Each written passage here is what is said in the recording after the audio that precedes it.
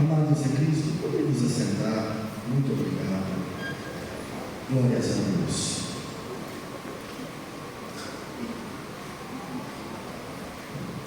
Meus irmãos em Cristo, eu quero convidá-los para abrir a Bíblia comigo no Evangelho do Senhor Jesus Cristo, segundo escreveu o evangelista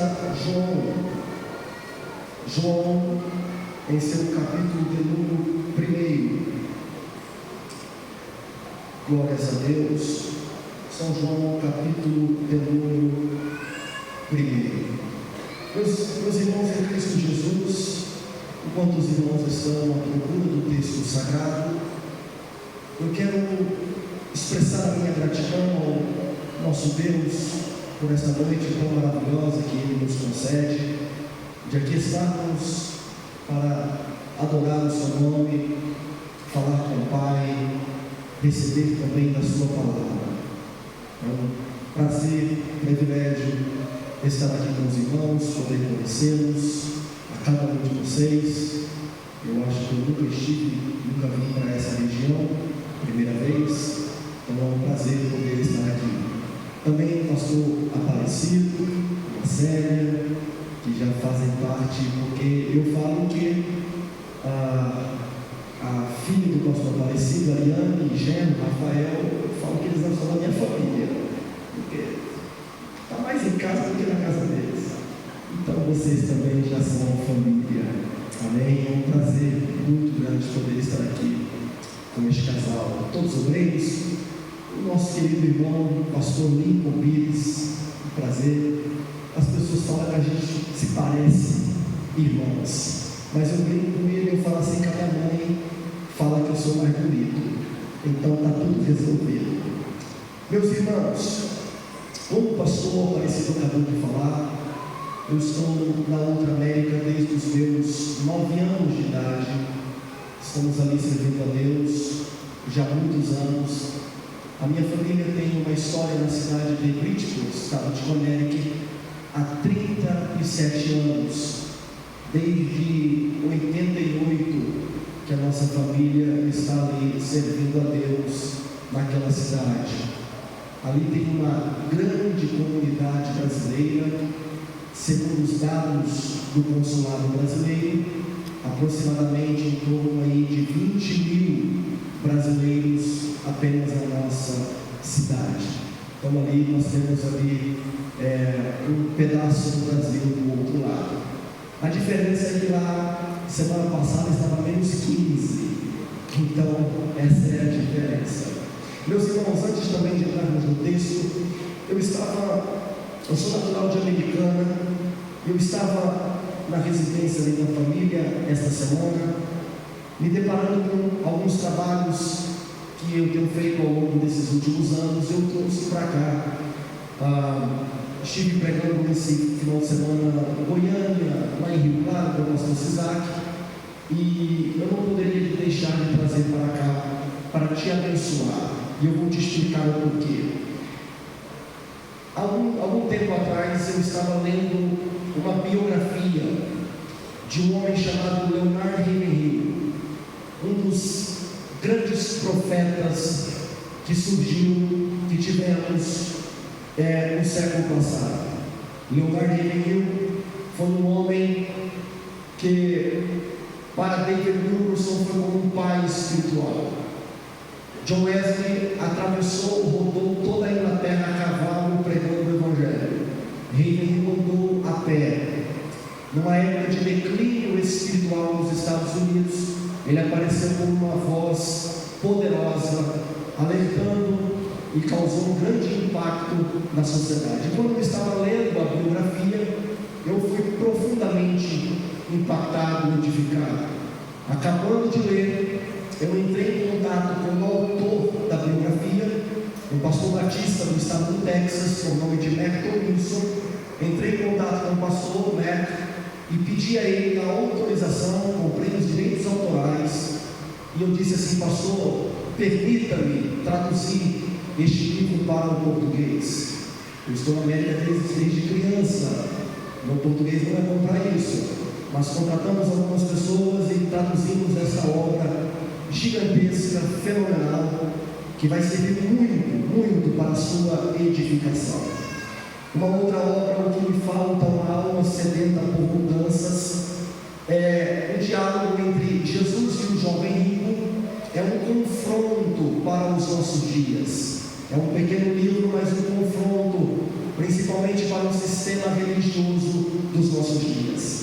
Há cerca de 6, 7 meses atrás, eu lancei esta obra aqui, 100 histórias que gosto de contar. Por que 100 histórias? Ao longo de toda a jornada ministerial, eu sempre venho contando um testemunho e outro, e vira e mexe alguém me liga: Pastor Bruno, conta de novo aquela história, conta de novo aquela reflexão. E aí eu parei para escolher as 100 melhores histórias e coloquei nesta obra. Aqui você vai encontrar o título, um versículo base, a história e a aplicação. Ou seja, você pode usar como um devocional, lendo cada dia uma história, é uma página e meia, às vezes 2 páginas, uma história. Um exemplo, Adolf Hitler, quando ele tinha apenas 4 anos de idade, ele estava se afogando em um rio, e alguém salvou a vida dele, um rapaz salvou a vida de Adolf Hitler, e depois de salvar a vida, o menino cresceu e tal, e aquele homem ficou todo atribulado, pensando: se eu tivesse deixado Hitler afogar, 6 milhões de judeus não teriam morrido na Segunda Guerra Mundial.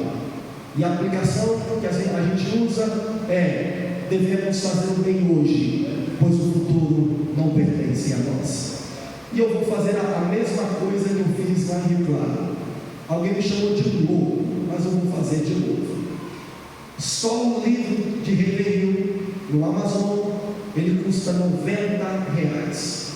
Só que como eu tenho direitos autorais, negociações, os 3 livros você leva hoje por R$50. Os 3 livros por R$50. Então você não pode perder. Amém? Porque eu tenho que ir para a América com a mala vazia também. São João, capítulo de número 1, versículo de número 1, 2 e 3. Quem achou, diga amém. Amém. Diz assim o texto sagrado: no princípio era o Verbo, e o Verbo estava com Deus, e o Verbo era Deus. Ele estava no princípio com Deus. Todas as coisas foram feitas por Ele, e sem Ele nada do que foi feito se fez. Vou repetir versículo 3: todas as coisas foram feitas por Ele, e sem Ele nada do que foi feito se fez. Amém, amém e amém. Uma pergunta aos senhores nesta noite: quem foi o maior homem que pisou nessa terra? Quem foi o homem de maior destaque que pisou nessa terra? Algum tempo atrás eu dei uma digitada no Google perguntando quem foi a pessoa mais influente a passar por essa terra. E o Google me deu várias pesquisas de grandes universidades do mundo afora, trazendo relatos de grandes nomes que já passou por essa terra.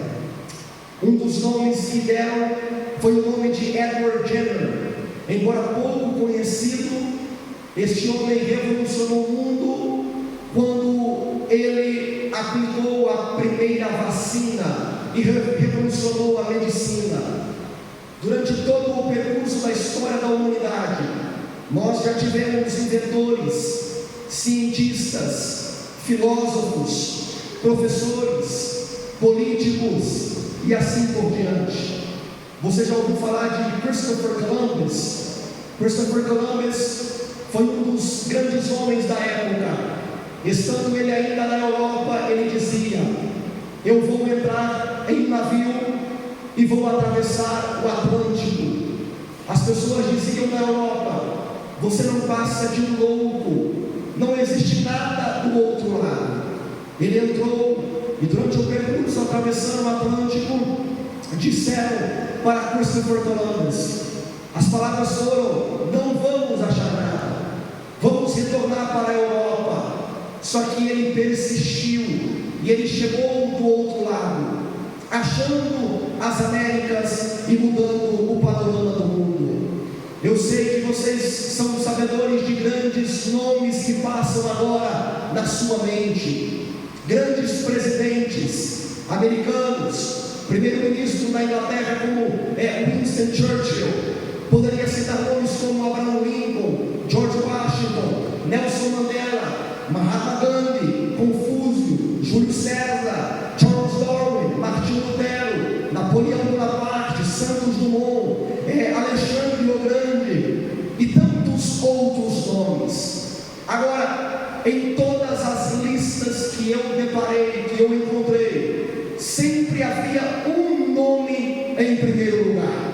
Em todas as listas, de universidades progressistas, de universidades conservadoras, de estados completamente sem nenhuma propagação do Evangelho, em regiões onde o Evangelho não é anunciado, sempre nas listas existe um nome em primeiro lugar. Eu vou perguntar para vocês aqui: qual é o nome que vocês imaginam que está em primeiro lugar? Qual é o nome que passa na mente de vocês que está em primeiro lugar? Vocês acertaram. Todavia, a revista americana, a revista Time, ela fez as seguintes perguntas sobre Jesus Cristo: se ele é número 1, a pessoa mais influente que passou por essa terra, como entender Jesus Cristo? Ele veio de um lugar deserto, 2000 anos atrás.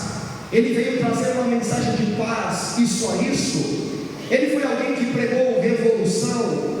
Quando foi que ele ficou sabendo que a sua vida iria terminar numa cruz? Ele sabia que ele era Deus, mas ao mesmo tempo homem? Ele sabia de tudo isso? São perguntas válidas.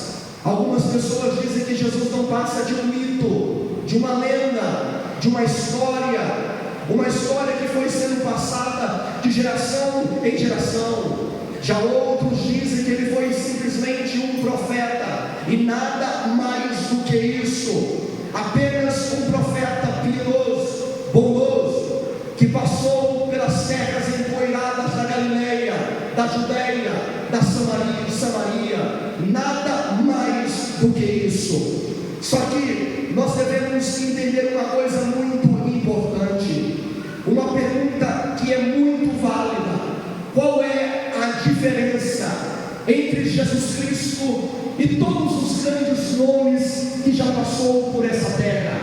Eu não sei se você sabe, mas existiam homens que também disseram que tinham nascido de uma virgem, como Apolônio de Itiana. Ele dizia que ele tinha nascido de uma virgem, ele dizia que ele tinha poderes, ele dizia que ele poderia fazer coisas esplêndidas. Dionísio disse que tinha nascido também de uma virgem, fez milagres, segundo relatos históricos, até mesmo transformou água em vinho. Ele passou no meio de paredes, lendas da história.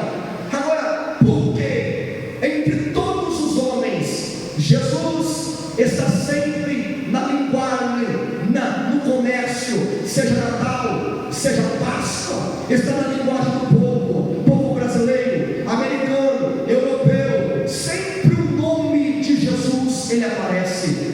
Deixa eu te falar uma coisa: ninguém na história mudou tanto o panorama da nossa sociedade como Jesus Cristo de Nazaré. Só um exemplo para você entender: nós estamos no ano de 2020. Por que razão?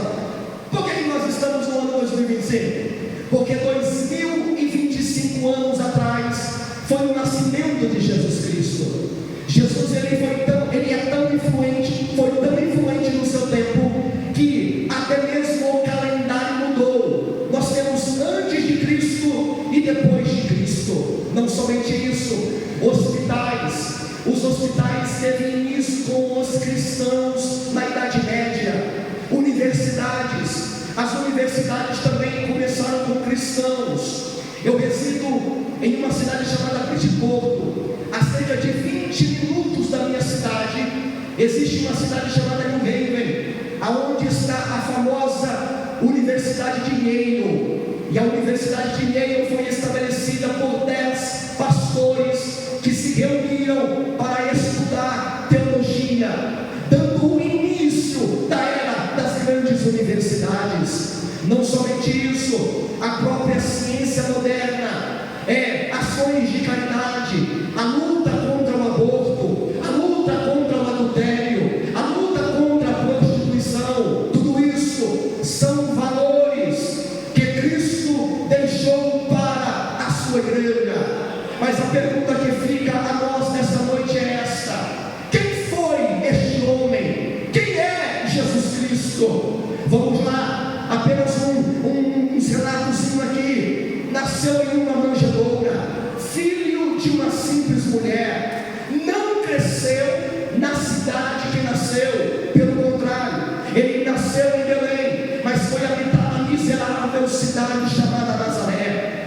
Trabalhou como carpinteiro até os 30 anos de idade, nunca escreveu um livro, nunca assentou numa cadeira política, não teve família, filhos, esposa, não tinha casa, não foi para a faculdade, ele nunca visitou uma grande cidade.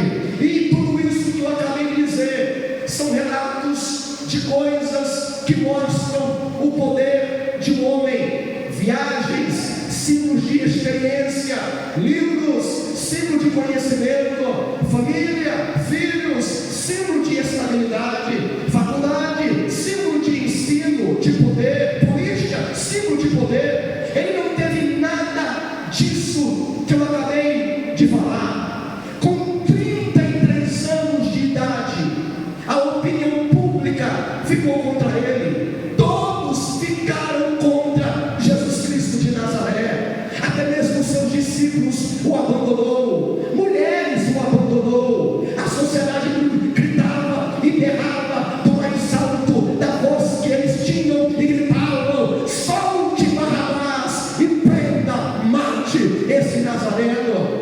Quando ele foi crucificado na cruz do Calvário, ele não tinha literalmente nada, até mesmo a sua pobre vestimenta se tornou um objeto de jogo, de dado entre os soldados romanos. Mas sabe o que é interessante? 20 séculos se passaram e Jesus ainda continua no centro de todas as coisas. Eu vou repetir: 20 séculos se passaram, Jesus continua a pessoa mais emblemática de todo o universo. 20 séculos se passaram e a igreja continua dizendo que é Ele, o nosso Deus, o Criador dos céus e da terra. Vamos lá, o autor britânico por nome de H.G. Wells, ele diz assim: eu sou um historiador, não um cristão, mas como historiador eu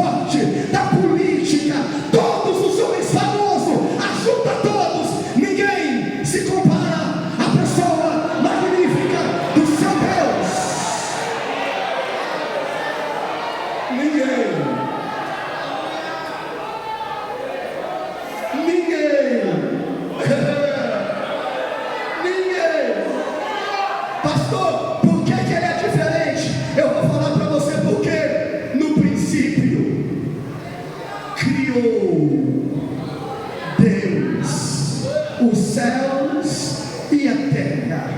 Aí os gregos diziam assim, deixa eu tentar te explicar. Olha a explicação dos gregos. Deus Pai, Ele criou um deusinho chamado Jesus Cristo. Então Deus Pai vai lá e cria um deusinho chamado Jesus Cristo. Aí aparece João e diz assim: não é assim não, eu vou explicar para você como que é. Aí João começa a escrever: no princípio criou, no princípio era o verbo, e o verbo estava com Deus, e o verbo era Deus. Ele estava no princípio com Deus. Todas as coisas foram feitas por Ele, e sem Ele nada do que foi feito se fez. Eu vou repetir: nada do que foi feito se fez. João estava dizendo: o verbo Jesus, Ele é eterno, Ele não tem começo, Ele não tem fim. O verbo, Ele se tornou carne e Ele revela quem é Deus. Jesus, Ele veio revelar para você quem é Deus. Deus é amor, Jesus é amor. Deus é misericórdia, Jesus é misericórdia. Ele é justiça, Jesus trouxe corte e entrou do templo, porque Ele também é justiça. O Senhor Jesus não foi um homem normal, comum. Ele é o Criador do universo. Quem pode adorar? Quem pode adorar? João, ele está dizendo: tudo feito por Ele. Sabe quando a Bíblia fala assim: no princípio criou Deus os céus e a terra, e a Bíblia fala que a terra era sem forma, vazia, e disse Deus: haja luz. Aquela luz ali não é o sol, não é a lua, não são as estrelas, os luminares, não é isso. É a luz que emana diretamente de Jesus Cristo. Então não existe reino vegetal sem Jesus, não existe reino animal sem Jesus, não existe você sem Jesus Cristo. Ele te deu vida. Eu vou repetir: Ele te deu vida. Então por que você tenta viver longe dele? Não tem como. Só tem, irmão. Agora, para você entender a frase que você talvez escuta desde criança e nunca entendeu: Jesus é vida. Entendeu agora? De fato, Jesus ele é vida. Porque sem Jesus você não estaria aqui, porque Ele é o Criador dos céus e da terra. Vou repetir: Ele é o Criador dos céus e da terra. O mundo não deu luz a si próprio. O mundo não é uma história de Big Bang que se surgiu. Não. O mundo é fruto dos lábios de Jesus Cristo. Haja.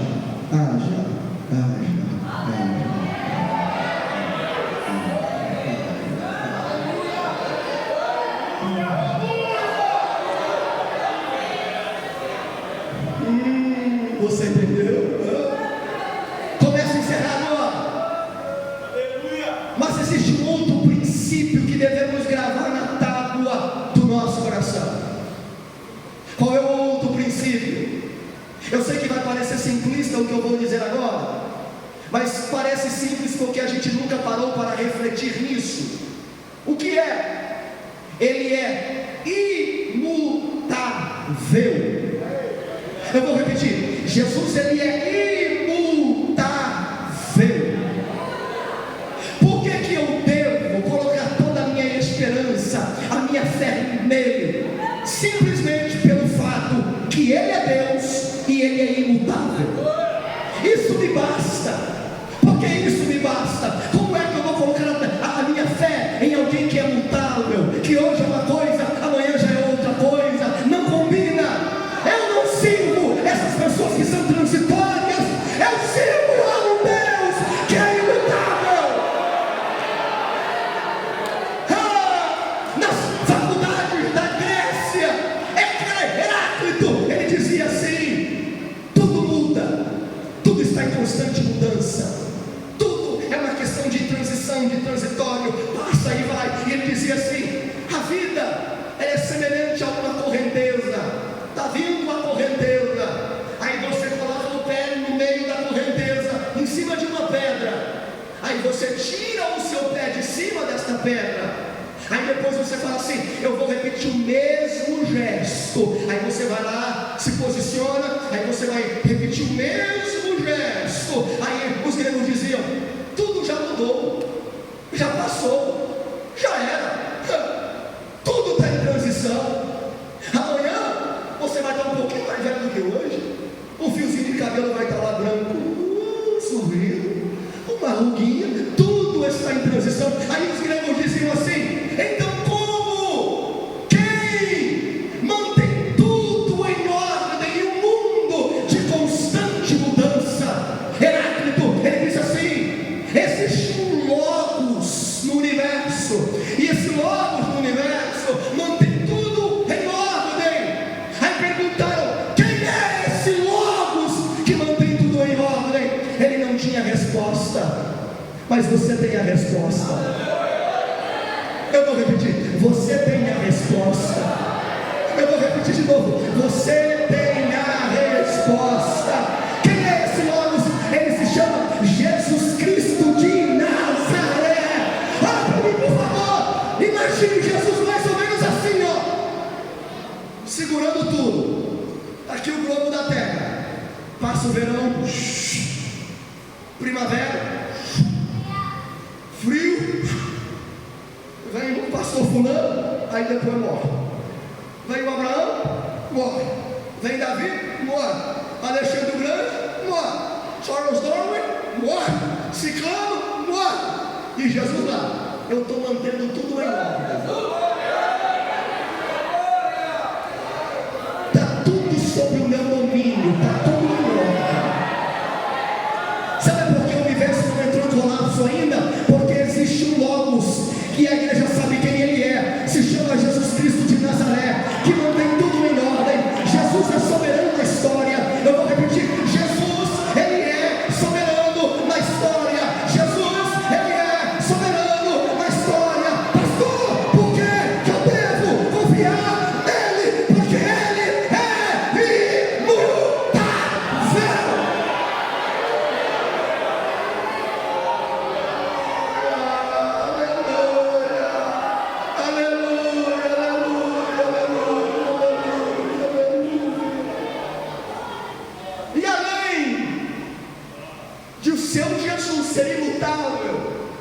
Ele disse uma palavrinha que às vezes eu paro para refletir nela. Sabe qual é? Vou falar bem baixinho. Quero que você para pensar nela. Jesus diz assim: eu estou convosco todos os dias.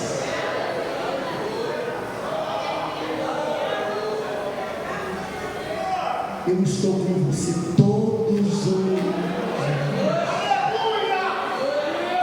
Peraí, deixa eu ver se eu entendi. O Deus Criador dos céus e da terra, que Ele é imutável, Ele está comigo todos os dias. Sim, você entendeu muito bem. Você entendeu muito bem.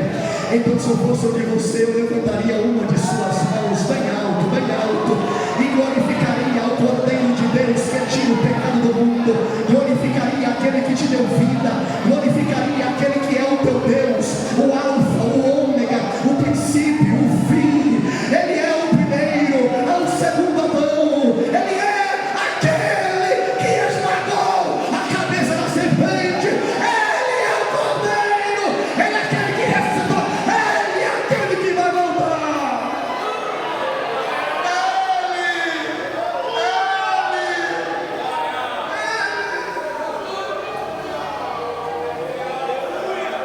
Eu estou contigo todos os dias. Não importa o que você passar nesta vida, tenha isso em mente: Jesus está comigo. Irmão, nessa onda de avião caindo, vindo para o Brasil, eu nunca tive medo.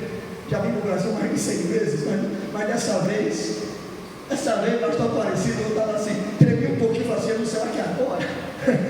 Estava com medo, mas de repente no meio do voo eu lembrei disso aí: Jesus está comigo, Jesus está comigo. Não importa o que você passar, grave isso na sua mente: Ele prometeu estar comigo, Ele prometeu estar comigo.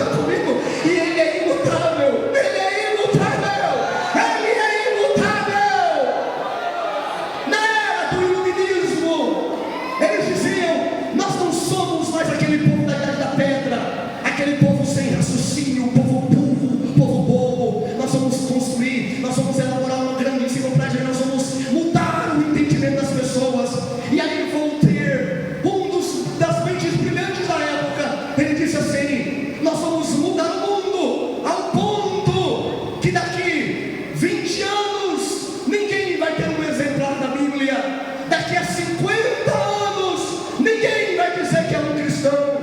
Acontece que passaram-se 20 anos, ele estava deitado numa cama, prestes para morrer, todo doente, e durante a noite toda, ele gritava, ele gemia, ele olhou para o médico e disse assim: por todo o dinheiro da Europa, eu não quero ver nunca mais o ímpio morrendo, porque eu sei que Deus, ele existe.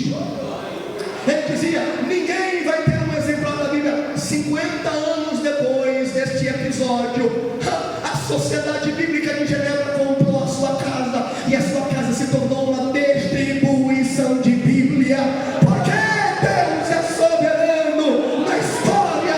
Repito, Deus é soberano na história. Vou encerrar com um testemunho.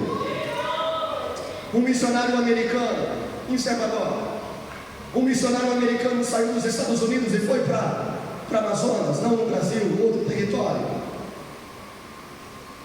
E ele passou 5 anos evangelizando um povo. Quando ele chega, o bem-vindo para ele foi uma flechada na sua coxa. E ele passou 5 anos tentando ganhar uma alma, e ele não conseguia. Depois de 5 anos, ele estava aflito, e ele dizia assim: Deus, a minha vida foi em vão, estou 5 anos aqui, com uma dificuldade gigantesca para aprender este idioma deles, nenhuma pessoa aceitou a Cristo como Salvador, e agora? Certo dia ele saiu para o meio da floresta com um rapazinho, e no meio do caminho ele, com muita dificuldade, ele dizia acerca de um Deus chamado Jesus Cristo. Aquele jovenzinho voltou para o seu vilarejo, e aquela tribo, eles tinham como cultura, como hábito, como tradição, como uma vida espiritual, se assim eu posso dizer, que quando passasse uma tempestade no meio do vilarejo, com muito vento, era sinal que alguém iria morrer no meio da noite. Então está lá o vento, todo mundo correu para dentro da sua casinha, quietinho, com o pensamento: a morte está passando e gente aqui vai morrer. Só que no meio do vilarejo, aquele menino lembrou de um Deus da qual ele não conhecia ainda. Então ele resolveu tentar algo diferente de todas as outras vezes que o vento passou. Então ele começou simplesmente a dizer: Jesus, Jesus, Jesus, Jesus. E ele foi repetindo: Jesus, Jesus. E ele gritava. O Jesus começou a se transformar em melodia. Aí ele começou a cantar: Jesus, Jesus, Jesus, Jesus, Jesus. Amanheceu. O líder da tribo perguntou: onde está o menino que gritou um nome que a gente não conhece a noite toda? O menino chega e o menino diz assim: ó, meu líder, eu aprendi sobre um Deus. Eu fiquei sabendo que esse Jesus é o Criador de tudo isso aqui, ó. E por isso eu resolvi gritar o nome dele a noite inteira. E por isso ninguém morreu em nosso vilarejo. Sabe o que aconteceu? O líder disse assim: a partir de hoje nós vamos abandonar todos os outros deuses, e o seu Jesus será o Deus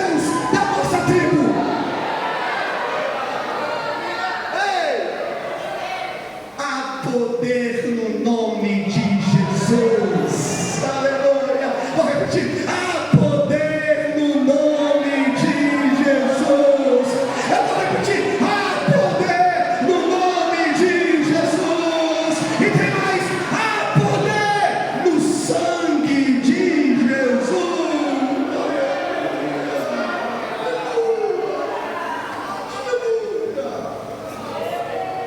Aleluia, aleluia, aleluia. Feche os seus olhos aonde você está agora. Receba o abraço desse Jesus Cristo aí aonde você está. Receba o abraço. Pastor Aparecido, tem uma moça que cantou aqui agora. Ela pode louvar de novo, pastor Aparecido? Vem aqui, moça. Irmão, ela cantou sobre Jesus. Ela cantou sobre Jesus. Eu olhei para o pastor Lino e disse: mudei a mensagem agora. Eu quero falar sobre ele também. Eu quero falar sobre ele também. Feche os teus olhos agora. Receba um abraço de Jesus Cristo onde você está. Se você não é evangélico, se você não é cristão e você quer entregar a tua vida a Jesus Cristo, vem aqui na frente agora. Eu quero orar por você. Eis teu vida, só existe vida em Jesus Cristo de Nazaré. Receba o abraço de Jesus Cristo onde você está. Receba o abraço de Jesus Cristo.